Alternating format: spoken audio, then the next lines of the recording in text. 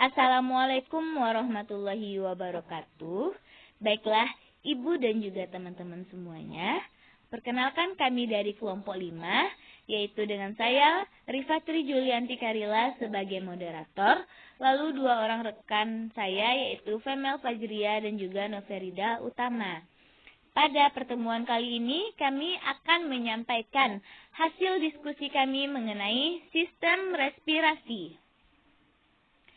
Pada materi kali ini, kita akan membahas mengenai respirasi sel, sistem pernafasan pada hewan invertebrata dan vertebrata, tahapan respirasi, difusi dan kelarutan O2. Selanjutnya yang kelima, bagaimana O2 dan CO2 dalam darah. Lalu yang terakhir yaitu pengangkutan oksigen dan karbon dioksida dalam darah hewan. Baiklah, untuk materi pertama mengenai respirasi sel akan saya sampaikan sendiri. Respirasi sel. Respirasi sel adalah proses dari penguraian bahan makanan dan nantinya menghasilkan energi. Respirasi di dalam sel ialah proses di mana energi yang potensial dari adanya nutrisi akan berubah menjadi energi yang bisa digunakan oleh tumbuhan maupun organisme tempat dari sel itu berada. Respirasi ini terjadi pada kedua sel, yaitu baik sel tumbuhan dan juga sel hewan. Umumnya memanfaatkan nutrisi dari glukosa, asam amino, asam lemak, serta energi. Respirasi seluler ini biasanya melibatkan oksidasi untuk melepaskan energi. Namun respirasi ini hanya bisa dicapai tanpa adanya oksigen. Selanjutnya kita masuk ke ada 2 tipe dasar dari respirasi seluler, yaitu aerobik, yakni dengan menggunakan oksigen, dan anaerobik yang tidak menggunakan oksigen. Tujuan dari adanya respirasi yang berada di dalam sel ialah sebagai penghasil energi di dalam bentuk yang organisme bisa menggunakannya. Tanpa adanya respirasi di dalam sel, hewan bahkan manusia tidak akan mampu bertahan hidup dikarenakan mereka tidak memiliki cara untuk mendapatkan energi yang mereka butuhkan sebagai penjaga organisme. Selanjutnya kita masuk ke materi yang kedua mengenai pernapasan pada hewan invertebrata dan vertebrata. Pada invertebrata atau hewan yang tidak memiliki tulang belakang akan dibahas beberapa filum, yaitu pada Porifera, Echinodermata, Coelenterata, Mollusca, Nematelmintas, Annelida, Platyhelminths, dan juga Arthropoda. Sedangkan untuk hewan vertebrata atau yang memiliki tulang belakang itu akan dibahas 4 filum. Yang pertama, Pisces, amfibi, aves, dan juga reptilia. Yang pertama itu kita masuk ke hewan invertebrata. Yang A, Porifera. Tubuh hewan filum Porifera tersusun atas banyak sel dan memiliki jaringan yang sangat sederhana. Hewan ini banyak ditemukan di pantai atau di laut. Porifera tidak memiliki alat pernapasan khusus. Udara pernapasan berlangsung di sel-sel permukaan tubuh atau sel-sel leher yang bersentuhan langsung dengan air. Oksigen yang diambil oleh Porifera berasal dari oksigen yang terlarut di dalam air. Oksigen yang diperlukan oleh Porifera diambil langsung dari air, serta air dimasukkan melalui pori-pori yang disebut juga dengan ostium pada permukaan tubuhnya. Kemudian masuk ke dalam spongosol. Proses selanjutnya dilakukan oleh sel leher atau yang disebut juga dengan koanosit.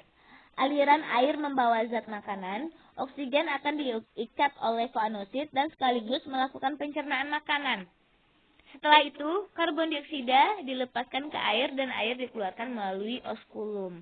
Yang kedua yaitu Echinodermata. Echinodermata bernafas menggunakan paru-paru kulit atau yang disebut juga dengan dermal branchiae, yaitu penonjolan dinding rongga tubuh yang tipis. Tonjolan ini dilindungi oleh silia dan pedicelaria. Pada bagian ini terjadi pertukaran oksigen dan karbon dioksida. Ada pula beberapa jenis Echinodermata yang bernafas dengan menggunakan kaki tabung. Sisa-sisa metabolisme yang terjadi di dalam sel-sel tubuh akan diangkut oleh amoebosit atau sel-sel amoeboid. ke derma branchiae untuk selanjutnya dilepas ke luar tubuh. Selanjutnya kita masuk ke filum Coelenterata. Coelenterata belum memiliki organ khusus untuk respirasi, sehingga respirasinya dilakukan secara difusi melalui seluruh permukaan tubuh. Contohnya seperti hewan hidra, pertukaran gas pada hidra terjadi secara langsung pada permukaan tubuhnya. Hal ini dikarenakan hidra tidak mempunyai organ khusus pernafasan. Pertukaran zat tersebut berlangsung secara langsung dengan dunia luar secara difusi dan juga osmosis melalui membran dari masing-masing sel. Dan juga contohnya pada ubur-ubur tidak mempunyai alat respirasi maupun ekskresi yang khusus. Kedua proses tersebut dilakukan secara langsung melalui seluruh permukaan tubuhnya. Dalam hal ini, sistem saluran air dan sistem saluran gastrovaskular sangat membantu dalam memperlancar proses respirasi maupun ekskresi. Gas-gas oksigen yang terlarut di dalam air akan masuk secara difusi, masuk ke dalam lapisan epidermis maupun gastrodermis tubuh ubur-ubur.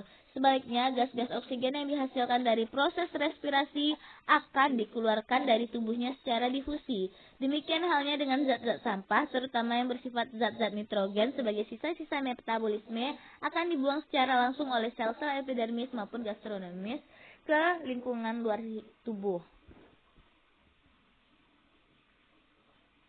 Selanjutnya yaitu moluska. Pada moluska yang hidup di darat bernafas menggunakan paru-paru, seperti bekicot yang tergolong Ordopulmolata karena bernafas dengan paru-paru. Sedangkan untuk moluska yang hidup di air bernafas menggunakan insang, contohnya itu kerang laut, siput laut, cumi-cumi, yang hewan-hewan tersebut bernafas dengan insang. Sebagian besar moluska, organ respirasinya adalah insang. Insang diadaptasikan untuk pertukaran gas oksigen dan karbon dioksida dalam air melalui permukaan insang yang luas dan berbentuk membran yang tipis. Pada moluska, insang disebut juga dengan Ctenidium yang terdiri dari filamen yang ditutupi silia. Gerakan silia menyebabkan air melintasi permukaan filamen. Oksigen berdifusi melintasi membran menuju ke darah dan karbon dioksida berdifusi keluar. Pada beberapa moluska, air masuk melalui inkuren sifon dan keluar melalui ekskuren sifon. Sebelum mencapai insang, aliran yang masuk dideteksi oleh organ sensorik yang dapat berfungsi untuk mendeteksi zat-zat asing. Beberapa moluska yang tidak memiliki insang, maka pertukaran gas terjadi secara langsung melalui permukaan mantel. Keong memiliki kemampuan adaptasi untuk kehidupan darat, yaitu dengan hilangnya insang. Maka mantel yang dimilikinya dimodifikasikan menjadi sebuah paru-paru untuk pernafasan udara. Pada beberapa keong, setelah kembali ke habitat air, ia tetap mempertahankan paru-parunya. Untuk itu mereka terlihat sering merambat naik ke permukaan untuk mengambil udara. Yang kelima yaitu Nematelmintes. Cacing Ascaris tidak mempunyai alat respirasi. Respirasi dilakukan secara anaerob. Energi diperoleh dengan cara mengubah glikogen menjadi karbon dioksida dan asam lemak yang diekskresikan melalui kutikula. Namun sebenarnya Ascaris dapat mengkonsumsi oksigen kalau di lingkungannya tersedia oksigen. Jika oksigen tersedia, gas itu akan diambil oleh hemoglobin yang ada di dalam dinding tubuh dan cairan pseudosol. Yang keenam yaitu Annelida. Cacing tanah bernafas dengan kulit, sebab kulitnya bersifat lembab, tipis, banyak mengandung kapiler-kapiler darah. Selanjutnya yaitu Platyhelminthes. Cacing pipi belum memiliki alat pernafasan yang khusus. Pengambilan oksigen bagi anggota yang hidup bebas dilakukan secara difusi melalui permukaan tubuh. Sementara anggota yang hidup sebagai endoparasit bernafas secara anaerob. Artinya respirasi berlangsung tanpa oksigen. Hal ini terjadi karena cacing endoparasit hidup pada lingkungan yang kekurangan oksigen. Yang selanjutnya yaitu Arthropoda. Pada film Arthropoda ini ada yang bernafas menggunakan insang, yaitu hewan yang hidup di air. Dan ada pula yang bernafas menggunakan trakea dan paru-paru buku untuk hewan yang hidup di darat. Pada insekta pernafasannya menggunakan sistem trakea, spirakel atau stigman, yang merupakan tempat keluar masuknya udara pernafasan dari dalam ke dalam sistem trakea yang terdapat di endoskeleton. Berbentuk pembuluh silindris yang berlapis, zat kiting terbentuk secara berpasangan yang terbentuk di setiap segmennya dan merupakan tempat bermuaranya pembuluh trakea. Pada insekta, pernafasan menggunakan sistem trakea, spirakel atau sigma yang merupakan tempat keluar masuknya udara pernafasan dari dalam ke dalam sel trakea. Pada hewan yang bernafas menggunakan paru-paru buku atau yang memiliki struktur bertumpuk-tumpuk dan bentuknya mirip buku seperti kalajengking dan laba-laba, dan yang menggunakan insang buku seperti ketam dan juga udang. Insang buku tumbuh dari dasar anggota tubuh dan dinding tubuh yang berdekatan dan menjulur ke atas ke dalam ruang yang disebut dengan branket. Setiap insang terdiri dari sumbu sentral, tempat pertautan antara lamela. Aliran air ini dihasilkan oleh gerakan mendayung oleh insang timba, yaitu penjuluran yang berbentuk bulan sabit dan penjuluran mulut. Selanjutnya itu kita masuk ke sistem pernafasan vertebrata atau hewan bertulang belakang. Yang pertama yaitu Pisces. Insang dimiliki oleh jenis Pisces. Insang adalah organ pernapasan yang baik, tipis, lembab, serta memiliki lapisan vaskular epidermis untuk memungkinkan pertukaran gas di seluruh membran tipis insang. Insang berbentuk lembaran-lembaran tipis berwarna muda dan selalu lembab. Pada filamen terdapat pembuluh darah yang memiliki banyak kapiler sehingga memungkinkan O2 berdifusi masuk dan CO2 berdifusi keluar. Mekanisme pernapasan pada ikan melalui dua tahap, yaitu yang pertama respirasi eksternal atau disebut juga dengan ekspirasi yang merupakan pertukaran antara O2 dan CO2 antara darah dan udara. Lalu yang kedua yaitu respirasi internal atau yang disebut juga dengan inspirasi yang merupakan pertukaran O2 dan CO2 dari aliran darah ke dalam sel-sel tubuh.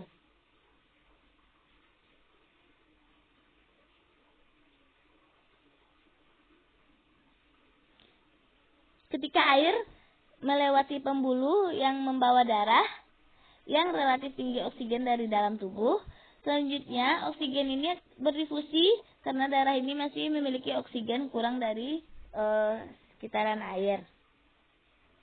Karbon dioksida juga berdifusi ke dalam air karena konsentrasi lebih tinggi dari dalam darah daripada yang konsentrasi di air. Sehingga mekanisme pertukaran lawan arus ini menyediakan gas yang efisien. Pertukaran dengan mempertahankan gradien konsentrasi antara darah dan air terjadi di atas kapiler.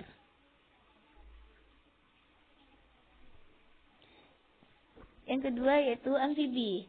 Kulit amfibi memiliki struktur sederhana dari semua vertebrata lainnya. Pada katak, jaringan kapiler terletak di bawah epidermis. Susunan vaskular memfasilitasi pertukaran gas antara kapiler dan lingkungan dengan baik. Lapisan mukosa yang lembab berlendir yang membuat kulit amfibi terlindungi dari cedera saat terjadinya proses pertukaran gas. Oksigen yang masuk lewat kulit akan melewati vena kulit, kemudian dibawa ke jantung untuk diedarkan ke seluruh tubuh. Sebaliknya, karbon dioksida dari jaringan akan dibawa ke jantung dan dari jantung dipompa ke kulit dan paru-paru lewat arteri kulit paru-paru.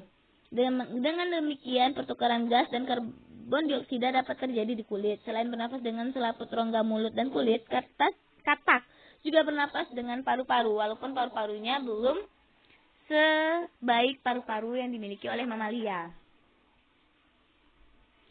Pada katak, oksigen berdifusi lewat selaput rongga mulut, kulit, dan paru-paru, kecuali pada fase berudu, bernapas dengan insang karena hidupnya di air. Selaput rongga mulut dapat berfungsi sebagai alat pernapasan karena tipis dan mengandung banyak kapiler. Pada saat terjadinya gerakan rongga mulut dan faring, lubang hidung terbuka dan glotis tertutup, sehingga udara berada di rongga mulut dan berdifusi masuk melalui selaput rongga mulut yang tipis. Selain bernapas dengan selaput rongga mulut, katak juga bernafas dengan kulit.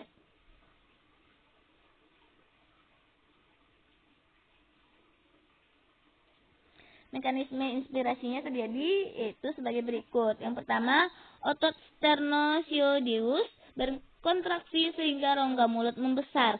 Akibatnya, oksigen masuk melalui koane, Setelah itu Kuane menutup dan otot rahang bawah serta otot geniohyoideus berkontraksi sehingga rongga mulut mengecil. Mengecilnya rongga mulut mendorong oksigen masuk ke paru-paru lewat celah-celah. Dalam paru-paru terjadi pertukaran gas, oksigen diikat oleh darah yang berada di dalam kapiler dinding paru-paru dan sebaliknya. Karbon dioksida dilepaskan ke lingkungan. Yang kedua itu mekanisme ekspirasi. Yang pertama, otot perut dan sternohyoideus berkontraksi sehingga udara dalam paru-paru tertekan keluar dan masuk ke dalam rongga mulut. Celah tekak menutup dan sebaliknya Kuane membuka. Bersamaan dengan itu, otot rahang bawah berkontraksi yang juga diikuti dengan kontraksinya geniohyoideus sehingga rongga mulut mengecil. Dengan mengecilnya rongga mulut, maka udara yang kaya karbon dioksida akan keluar. Selanjutnya apes. Karena tingkat metabolisme yang tinggi terkait dengan penerbangan, burung-burung memiliki tingkat konsumsi oksigen yang lebih besar dari vertebrata lainnya. Burung juga menggunakan sistem tekanan negatif untuk memindahkan udara masuk dan keluar dari paru-paru mereka dalam pasang surut dan pola aliran pernapasan yang mirip dengan mamalia. Pada burung, tempat berdifusinya gas pernapasan hanya terjadi di paru-paru. Paru-paru burung berjumlah sepasang dan terletak di dalam rongga dada yang dilindungi oleh tulang rusuk. Jalur pernapasan pada burung berawal dari lubang hidung. Pada tempat ini, udara masuk kemudian diteruskan pada celah tekak yang terdapat pada dasar faring yang menghubungkan dengan trakea. Selanjutnya, trakea yang berbentuk cincin dan pada bagian trakea tersebut bercabang menjadi dua bagian, yaitu bronkus kanan dan juga dengan bronkus kiri. Dalam bronkus, pada pangkal trakea terdapat siring yang pada bagian dalamnya terdapat lipatan-lipatan berupa selaput yang dapat bergetar. Bergetarnya selaput itu menimbulkan suara. Bronkus bercabang lagi menjadi mesobronkus yang merupakan bronkus sekunder dan dapat dibedakan menjadi ventrobronkus dan juga dorsobronkus. Ventrobronkus dihubungkan dengan dorsobronkus oleh banyak parabronkus.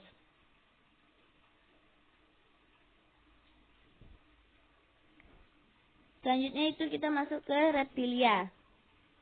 Paru-paru reptilia berada dalam rongga dada dan dilindungi oleh tulang rusuk. Paru-paru reptilia lebih sederhana, hanya dengan beberapa lipatan dinding yang berfungsi memperbesar permukaan pertukaran gas. Pada reptilia, pertukaran gas terjadi tidak efektif. Pada kadal, kura-kura, dan buaya, paru-paru lebih kompleks, dengan beberapa belahan-belahan yang membuat paru-parunya bertekstur seperti spons. Paru-paru pada beberapa jenis kadal, misalnya bunglon Afrika, mempunyai pundi-pundi hawa cadangan yang memungkinkan hewan tersebut melayang di udara. Baik, sekian materi dari saya. Untuk materi selanjutnya mengenai tahapan respirasi akan disampaikan oleh rekan saya Tama. Kepada Tama, dipersilahkan. Saya Noverida Utama, NIM 18031156 akan menjelaskan mengenai tahapan respirasi. Respirasi ada dua, yaitu respirasi aerob dan respirasi anaerob. Yang pertama, respirasi aerob. 1. Glikolisis. Glikolisis merupakan tahap pertama respirasi aerob yang terjadi di dalam sitoplasma atau sitosol. Pada tahap ini, molekul glukosa akan diuraikan menjadi senyawa yang lebih sederhana. Hasil penguraian molekul glukosa pada glikolisis berupa 2 molekul ATP, 2 molekul asam tirufat, dan 2 molekul NADH. Teman-teman dapat memperhatikan bagan di samping.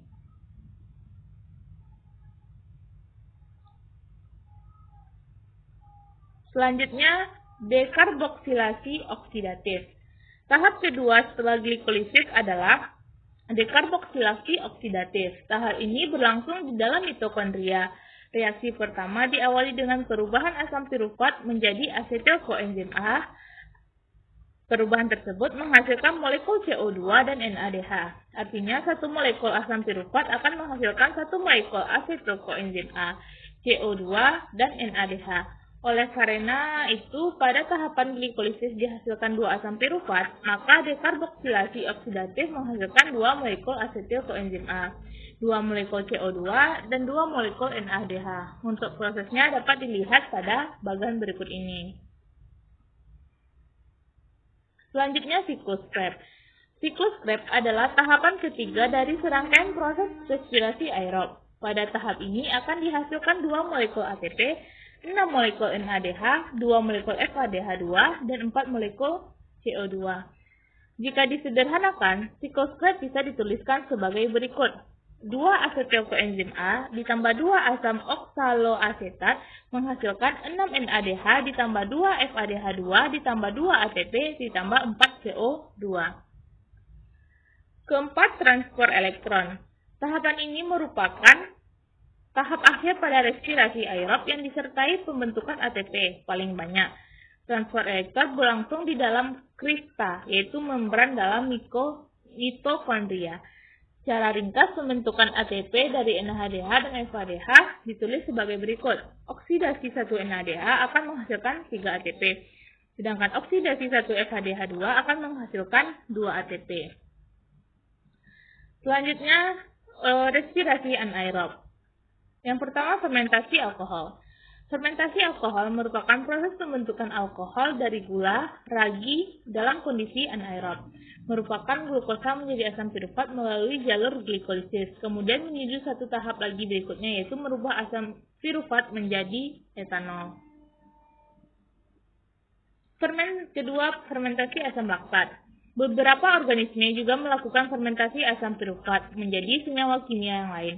Misalnya asam laktat. Manusia melakukan fermentasi asam laktat di dalam otot yang kekurangan oksigen atau kondisi anaerobik lokal. Asam laktat ini menyebabkan rasa kekakuan otot atau stiffness setelah olahraga. Stiffness akan hilang dengan sendirinya setelah beberapa hari setelah kondisi aerobik otot kembali. Dan asam laktat dikonversi ATP melalui jalur respirasi aerob yang normal. Baiklah, saya Femel Fajria akan melanjutkan materi selanjutnya, yaitu mengenai difusi dan kelarutan O2. Yang pertama, difusi pada fase gas. Udara atmosfer masuk ke dalam paru-paru dengan aliran yang cepat. Ketika dekat alveoli, kecepatannya berkurang sampai terhenti. Udara atau gas yang baru masuk dengan cepat berdifusi atau bercampur dengan gas yang telah ada di dalam alveoli. Kecepatan gas berdifusi di sini berbanding terbalik dengan berat molekulnya. Gas oksigen mempunyai berat molekul 32, sedangkan karbon dioksida 44.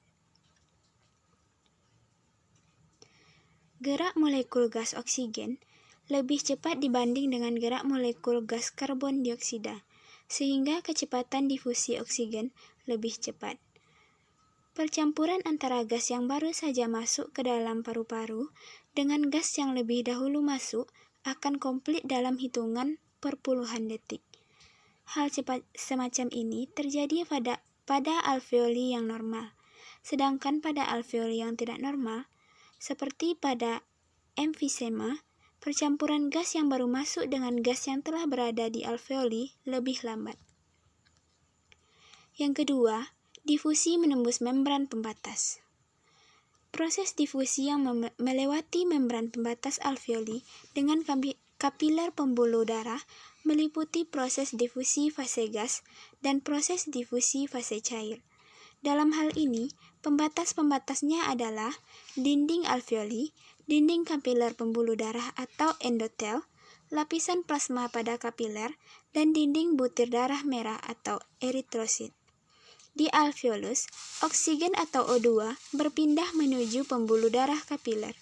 Pergerakan ini terjadi secara difusi, yaitu perpindahan pasif yang mengikuti perbedaan konsentrasi dari konsentrasi oksigen yang tinggi di paru-paru ke darah yang memiliki konsentrasi oksigen rendah. Oksigen ini diikat di darah oleh hemoglobin, yaitu zat pigmen merah yang terdapat pada eritrosit atau sel darah merah. Darah di pembuluh darah kapiler paru-paru ini adalah darah yang dialirkan dalam peredaran darah kecil yang memompa darah kotor atau kaya karbon dan sedikit oksigen dari jantung ke arah paru-paru, di mana pertukaran gas berubah darah ini menjadi darah bersih atau kaya oksigen dan sedikit karbon dioksida. Pertukaran gas antara tubuh hewan dan lingkungannya selalu terjadi pada lingkungan akuatik maupun terestrial. Bernafas, baik di udara ataupun di air, masing-masing mengandung keuntungan dan kerugian. Bagi hewan yang bernafas yang di dalam air, kerugian yang pertama ialah adanya kenyataan bahwa dibandingkan dengan udara, molekul air jauh lebih padat dan lebih sulit bergerak atau mengalir. Molekul air kira-kira 1000 kali lebih padat daripada dan 60 kali lebih sulit mengalir daripada udara. Jadi, dibandingkan dengan udara, air jauh lebih sulit mengalir ke organ pernafasan. Oleh karena itu, untuk mengalirkan air ke organ pernapasannya, hewan akuatik harus mengeluarkan energi lebih banyak daripada energi yang digunakan oleh hewan terestrial.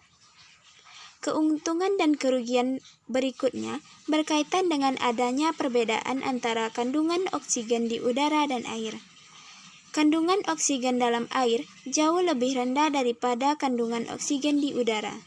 Kandungan oksigen dalam air adalah 10 mili oksigen per liter, sedangkan kandungan oksigen di udara 200 mili per liter.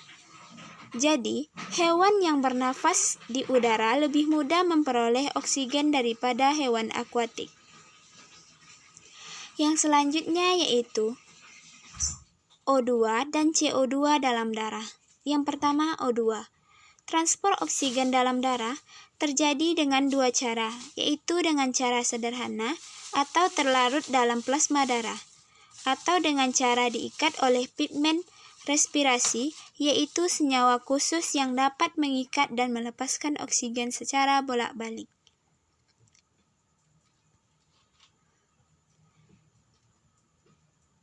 Berikut tabel berbagai macam pigmen respirasi pada hewan dan ciri-cirinya. Pigmen-pigmennya yaitu yang pertama hemosianin, kedua klorokluorin, yang keempat hemoritrin, dan yang ketiga maksud saya hemoritrin, keempat hemoglobin. Jenis logam yang terkandung dalam hemosianin yaitu Cu++, sedangkan pada klorokluorin yaitu Fe++. Dalam hemeritrin yaitu Fe++ dan hemoglobin yaitu Fe++. Lokasinya, hemosianin terdapat dalam plasma. Kalau klorokluorin terdapat juga di dalam plasma. Hemeritrin terdapat dalam plasma dan sel darah. Hemoglobin juga terdapat pada plasma dan sel darah. Untuk warna pigmennya, yang teroksigenasi yaitu hemosianin warna biru, klorokluorin hijau, hemeritrin merah, hemoglobin juga merah. Yang untuk warna pigmen tak teroksigenasinya yaitu hemosianin tak berwarna, klorokluorin hijau, hemeritrin kuning pucat, hemoglobin keunguan. Contoh hewan yang memiliki pigmen hemosianin yaitu ketam, udang laut, siput atau gastropoda, cephalopoda. Untuk hewan yang memiliki pigmen klorokluorin, contohnya cacing, Polochaeta atau pada keempat familinya. Yang contoh hewan yang memiliki hemoritrin yaitu sipun kulit, Branchiopoda, dan beberapa Annelida. Contoh hewan yang memiliki hemoglobin itu beberapa cacing pipih, beberapa moluska, dan hampir semua hewan. Nah, selanjutnya untuk CO2. Reaksi antara CO2 dan air terjadi melalui persamaan reaksi berikut, yaitu CO2 ditambah H2O menghasilkan H2CO3. Darah mengangkut CO2 dalam beberapa bentuk, yaitu sebagai senyawa karbamino atau ikatan antara CO2 dan Hb, CO2 terlarut dalam plasma, asam karbonat atau H2CO3, hasil reaksi antara CO2 dan air. Ion karbonat atau HCO3- dan senyawa bikarbonat atau NaHCO3 dan KHCO3 berbentuk yang paling banyak. H2CO3 merupakan senyawa asam yang labil dan mudah terionisasi dengan menghasilkan ion H+ dan HCO2-. Akan tetapi, transport CO2 dalam bentuk H2CO3 dan HCO3- seringkali menyebabkan terjadinya penurunan pH karena keduanya bersifat asam. Pengangkutan CO2 dalam bentuk senyawa bikarbonat merupakan cara untuk mempertahankan keseimbangan pH. Materi selanjutnya mengenai pengangkutan O2 dan CO2 dalam darah hewan. Yang pertama, pengangkutan O2. Pertukaran gas antara O2 dan CO2 terjadi di dalam alveolus dan jaringan tubuh melalui proses difusi. Oksigen yang sampai di alveolus akan berdifusi menembus selaput alveolus dan berikatan dengan hemoglobin atau Hb dalam darah yang disebut deoksigenasi dan menghasilkan senyawa oksihemoglobin atau HBO. Yang kedua, pengangkutan CO2. Karbon dioksida atau CO2 yang dihasilkan dari proses respirasi sel atau akan berdifusi ke dalam darah yang selanjutnya akan diangkut ke paru-paru untuk dikeluarkan sebagai udara pernapasan. Baiklah, mungkin hanya sekian materi dari saya kembalikan kepada moderator. Baik, sekian materi dari kami. Mohon maaf atas segala kekurangan dan terima kasih atas segala perhatian. Saya akhiri dengan wabillahi taufiq wal hidayah. Assalamualaikum warahmatullahi wabarakatuh.